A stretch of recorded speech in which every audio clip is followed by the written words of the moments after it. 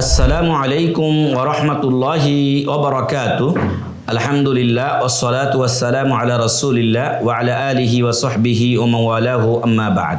সম্মানিত দর্শক শ্রোতা, আমরা ইহয়া ও সুন্নাহ কর্তৃপক্ষ আপনাদের সামনে ধারাবাহিকভাবে বিভিন্ন বিষয়ে দাস পেশ করে আসছি। যেহেতু এখনকার সময় কুরবানির সময়, সামনে আর মাত্র 10 দিনের এর মাথায় কুরবানি আসছে, তাই আমরা আপনাদের সামনে কুরবানির মাসলা মাসাইল বিধিবিধান আলোচনা করছি। ওয়ামা তৌফিকি ইল্লা বিল্লাহ। সম্মানিত দর্শক শ্রোতা, আমরা কুরবানির গুরুত্ব এবং তার হুকুম ও ইতিহাস নিয়ে ইতিপূর্বে একটি ভিডিও আপনাদের সামনে পেশ করেছিলাম।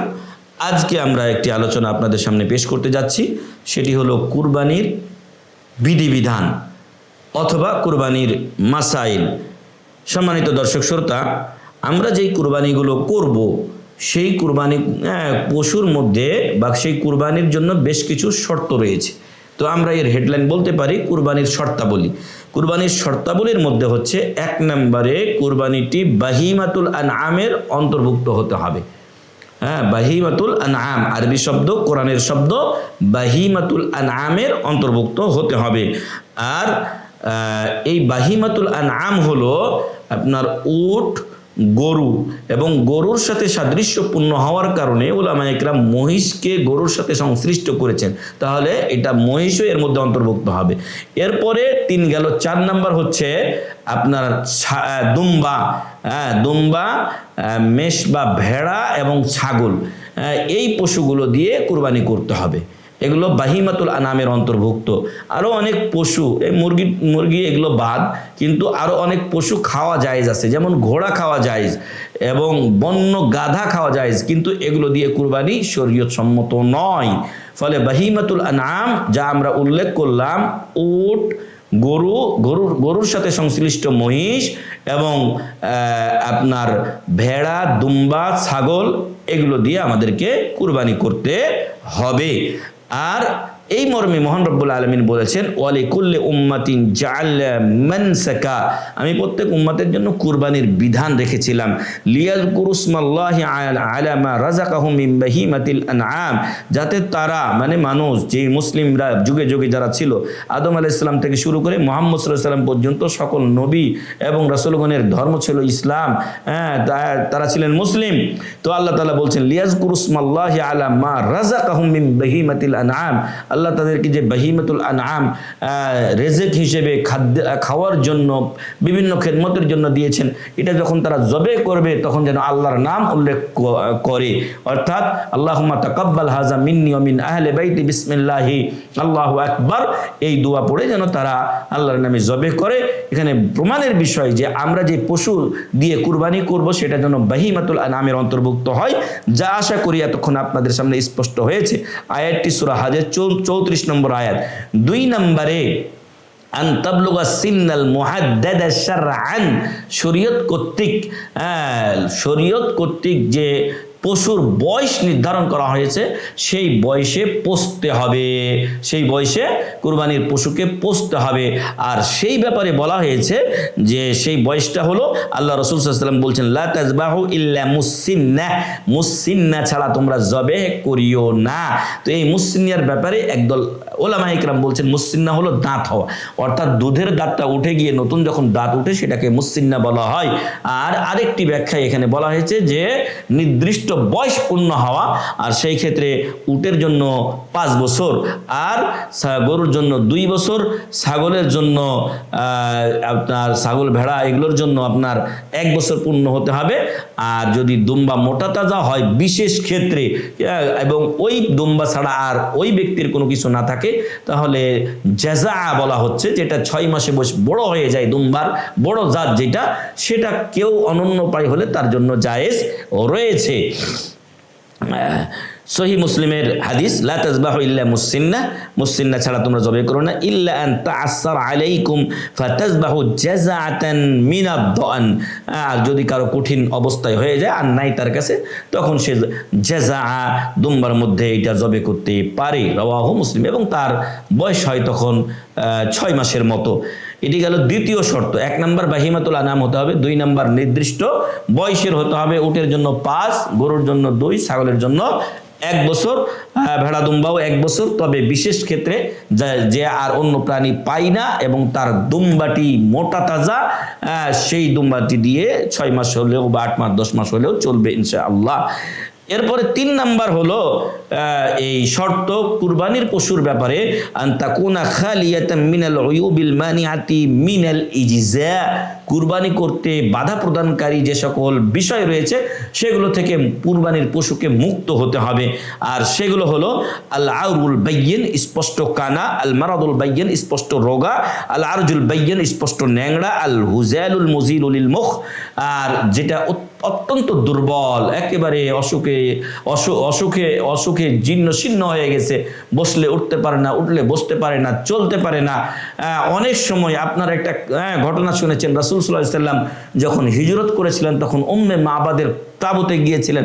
সেই উম্মে মাবাদের তাবুতে একটা ছাগল বা দুম্বা থেকে গিয়েছিল, যেটিকে আবু মাবাদ দুর্বলতার কারণে নিয়ে যেতে পারেননি। এটা হলো হুজাল, যেটার কোনো চলাফেরার গতি থাকে না।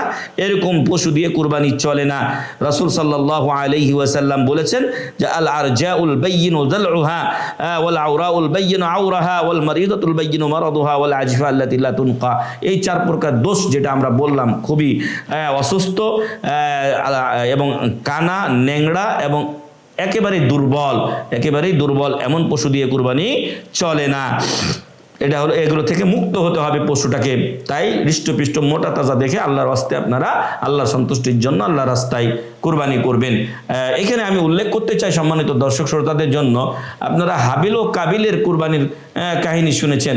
সেখানে আপনার হাবিল তার যে দুম্বা ছিল সবচাইতে ভালো মোটা তাজা দুম্বাটা আল্লাহর সন্তুষ্টির জন্য পেশ করেছিলেন।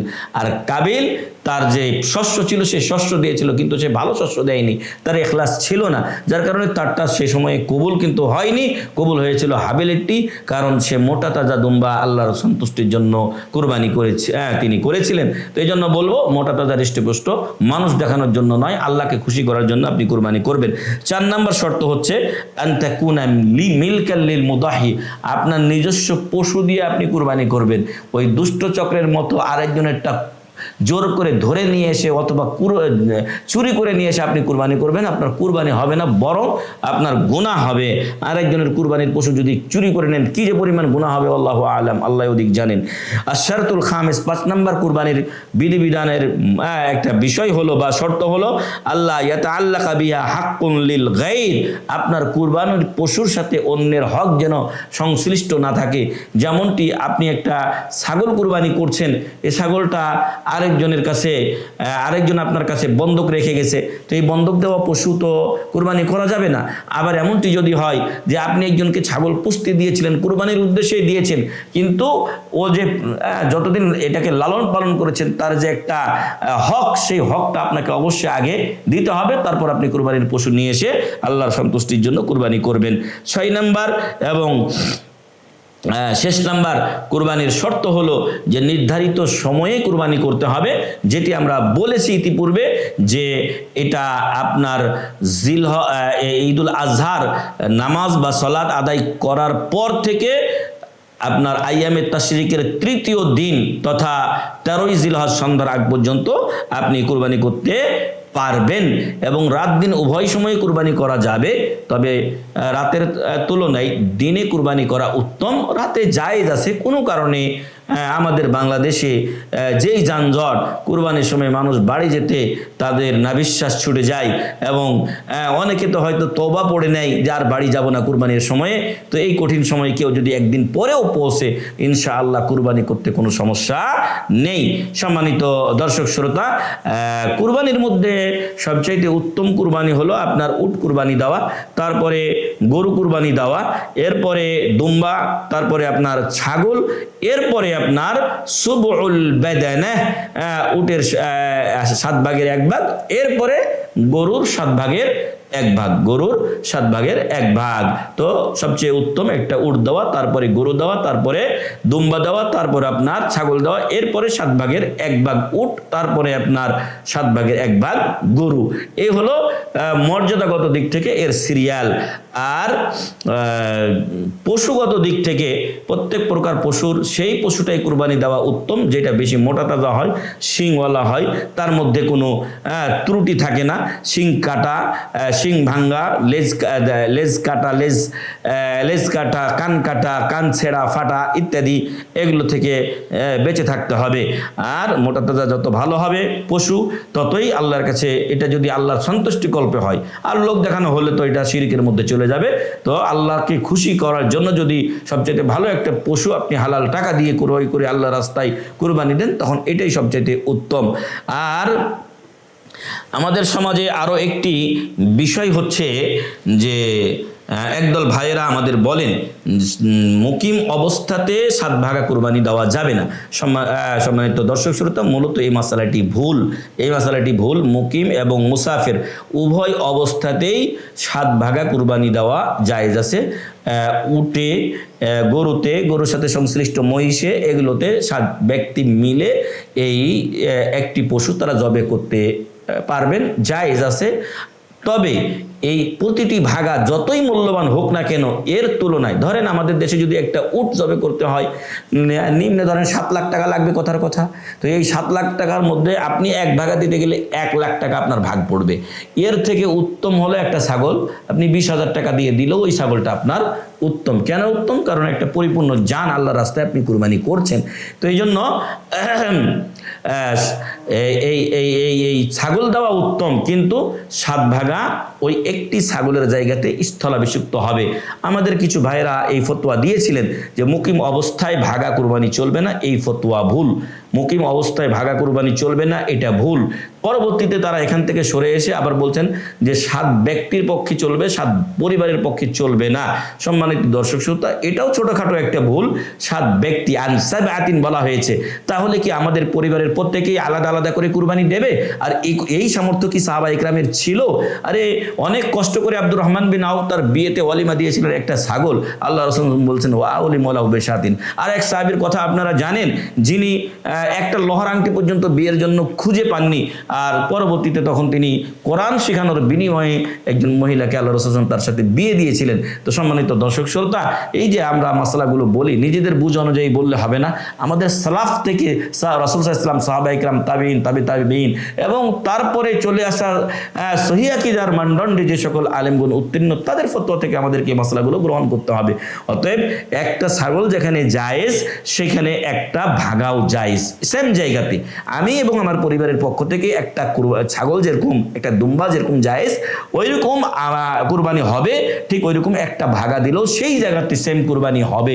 তবে অবশ্যই একটু আগে আমরা যেটা বলে এসেছি যে একটা ভাগার থেকে একটা ছাগল উত্তম, যদিও সেটা দাম বা মূল্য কম হোক না কেন, কারণ এতে করে একটা পূর্ণ জান দেওয়া হয়। এজন্য আমরা বলবো যে আপনি ভাগা দেওয়ার চাইতে আপনি ছাগল দেন, দুম্বা দেন বা ভেড়া মেষ দেন, এটাই আপনার জন্য বেশি উত্তম। এতে করে আপনি অন্যের কাছে আর শেয়ার হলেন না, আর প্রয়োজন আপনার পড়লো না।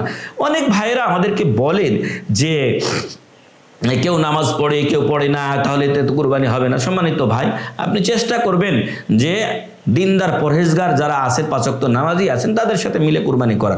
একান্ত এরপরও যদি না পান, আমাদের সমাজে অসংখ্য বেনামাজি নামধারী মুসলিমে পরিপূর্ণ হয়ে রয়েছে।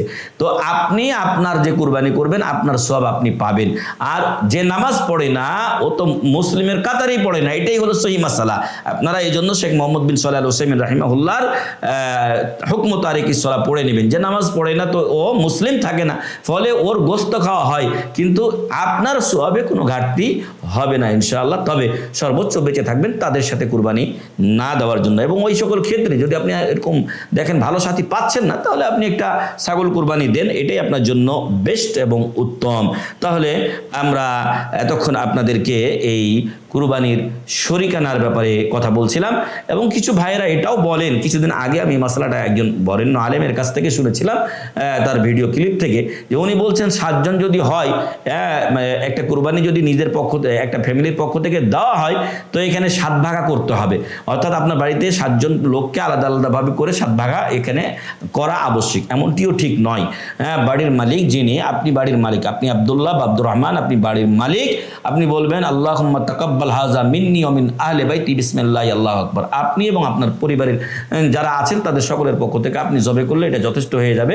7 জনের পক্ষের নাম নেওয়া এটার কোনো প্রয়োজন নেই, যদি আপনার পরিবারের পক্ষ থেকে আপনি কুরবানি। কিন্তু যারা 7 ভাগা কুরবানি দিচ্ছে তারা ওইভাবে নিয়ত রাখবে, তারা ওইভাবে সওয়াব পাবে। এবং এই ক্ষেত্রে কুরবানির পশুকে বেঁধে রেখে 7 নাম উল্লেখ করতে হবে এমনটি নয়, বরং যারা কুরবানি করছেন তাদের পক্ষ থেকে একজন মনে মনে নিয়তটা থাকবে, এই 7 ভাইয়ের পক্ষ থেকে আমরা আল্লাহর রাস্তায় এই কুরবানি করছি।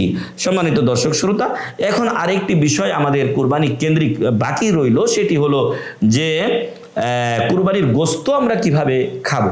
আমাদের সালাফদের থেকে 3 ভাগে ভাগ করার বিষয়টি চলে আসছে, তবে যদি 3 ভাগের কেউ ভাগ নাও করে সেটাও দোষণীয় নয়। 3 ভাগের ভাগ যদি কেউ না করে দোষণীয় নয়, কম বেশ করতে পারে। কোনো বাড়ির সদস্য যদি বেশি হয় তারা যদি একটু কম দান করেন আর একটু বেশি নিজেদের বাড়িতে রাখেন সেটাও দোষণীয় নয়। আর আপনার এই 3 ভাগা যারা করেছেন তারা করেছেন 1 ভাগ নিজে খাবে, 1 ভাগ গরিব মিসকিনকে দিবে, 1 ভাগ এবং গরিব মিসকিন আত্মীয় স্বজন পাড়া প্রতিবেশীকে দিবে, আর একটা আত্মীয় স্বজনের জন্য দিবে। এইভাবে তারা 3 ভাগে ভাগ করেছেন। তো এটা কেউ যদি করে তো আলহামদুলিল্লাহ, না করলেও কোনো দোষ নেই। তবে আল্লাহ তাআলা যেটা বলছেন ফাকুলু মিনহা ওয়া আতইমুল বাইসাল ফাকির, তোমরা নিজেরা খাও এবং হত দরিদ্র যারা হয়তো বছরব্যাপী দেখা যাচ্ছে যে গোস্ত খেতে পায় না, গরুর গোস্ত, যারা আমাদের সমাজে আছে যারা কুরবানি দিতে পারেননি তাদেরকে এই খাওয়াও।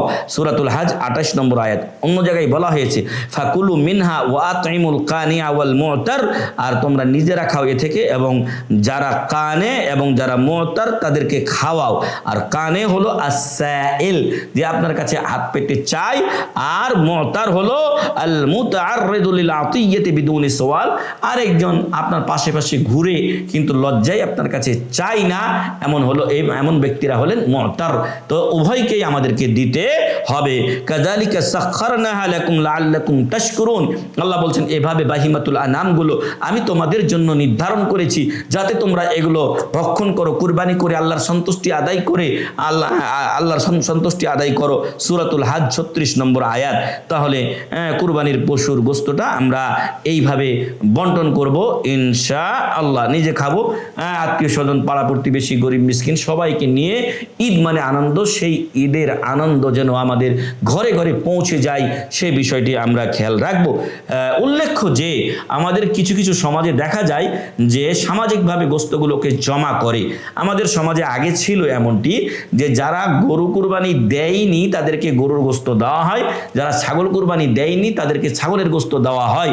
আর এক্ষেত্রে যারা একেবারেই কুরবানি দেয়নি তাদের ভাগটা একেবারে কমে যায়। এটা একেবারেই ঠিক নয়।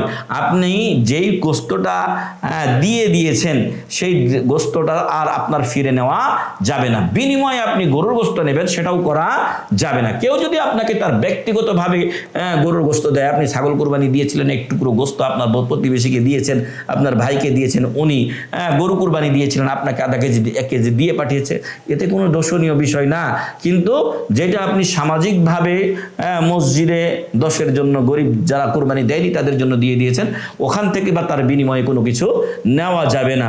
আরেকটি মাসালা উল্লেখযোগ্য এখানে যে এই জাজ্জার অনেকে আছে বাড়ির লোকজন থাকে না তাদের, বা যারা কুরবানি করতে তেমন পারদর্শী নন, তখন তারা কি করেন কষায় নিয়ে আসেন, বা যারা পারদর্শী তাদেরকে ডেকে নিয়ে আসেন বা ভাড়া করে নিয়ে আসেন এই কুরবানির কাজের জন্য বা পশু জবে করার জন্য।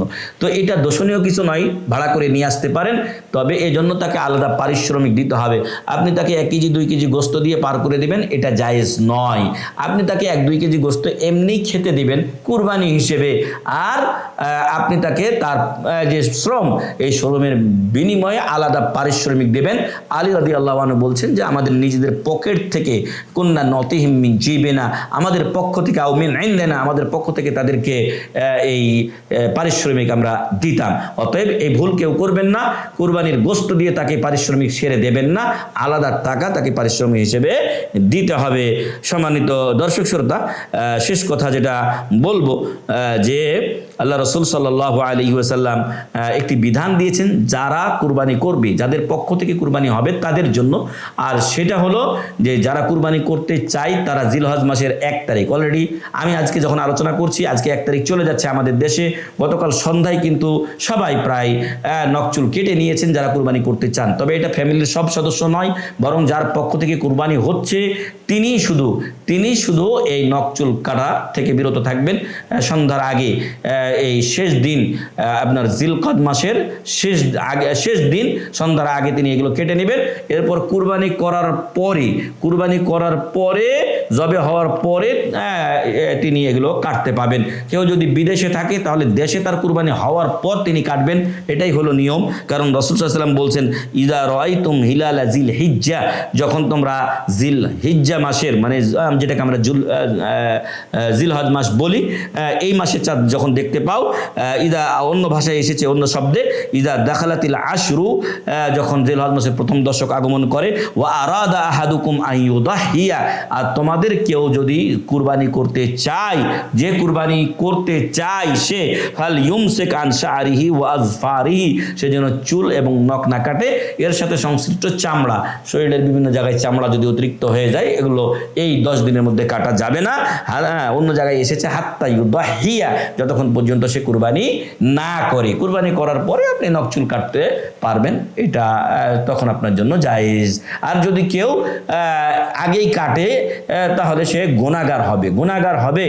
আর কোনো ভাই বা বোন যদি তার 1 তারিখের আগে নিয়ত ছিল না, বা তার কাছে টাকা পয়সা ছিল না, এখন 2 দিন বা 3 দিন চলে যাওয়ার পর, 5 দিন চলে যাওয়ার পর আল্লাহর রহমতে তার তৌফিক হয়েছে, তিনি ওই 5ম তারিখ থেকেই নখ চুল কাটা থেকে, মানে জিলহজ মাসের 5 তারিখে আল্লাহ তাকে তৌফিক দিয়েছেন, সেদিন তিনি একটা পশু কিনেছেন বা নিয়ত করেছেন, সেদিন থেকেই তিনি নখ চুল কাটা বন্ধ রেখে কুরবানির পরে তিনি এটা কাটবেন। আশা করি কুরবানির মাসাইলগুলো আমাদের 2টো ভিডিওর মাধ্যমে আপনাদের কাছে স্পষ্ট হয়েছে। মহান রব্বুল আলামিন আমাদেরকে এই শর্তগুলো মেনে, এই বিধিবিধান মেনে, এই মাসাইলগুলো মেনে কুরবানি করার তৌফিক দান করুন, আল্লাহুম্মা আমিন। আল্লাহ তাআলা আমাদের আপনাদের সকলের ঈদুল আজহার আনন্দকে এই সর্বময় এবং সার্বজনীন করুন, আল্লাহুম্মা আমিন। আল্লাহ আমাদের কুরবানিগুলোকে কবুল করুন। আমাদেরকে ঈদের সময় আমরা বাংলাদেশের লোক সবাই আপন আপন বাড়িতে যাই, আল্লাহ নিরাপদে সবাইকে বাড়িতে পৌঁছে দিন, আল্লাহুম্মা আমিন। এবং আপনারা যারা কুরবানি করবেন আল্লাহ তাআলা আপনাদেরকে স্ব স্থানে ভালোভাবে কুরবানি করার তৌফিক দান করুন, আল্লাহুম্মা আমিন। জাযাকুমুল্লাহু খাইরান। আল্লাহ তাআলা সবাইকে ভালো রাখুন, হেফাজতে রাখুন, ভালোভাবে নিরাপদে বাড়িতে পৌঁছে দিন। জাযাকুমুল্লাহু খাইরান। সুবহানাকা আল্লাহুম্মা ওয়া বিহামদিকা আশহাদু আল্লা ইলাহা ইল্লা আনতা আস্তাগফিরুকা ওয়া আতুবু ইলাইক। আসসালামু আলাইকুম ওয়া রাহমাতুল্লাহি ওয়া বারাকাতুহু।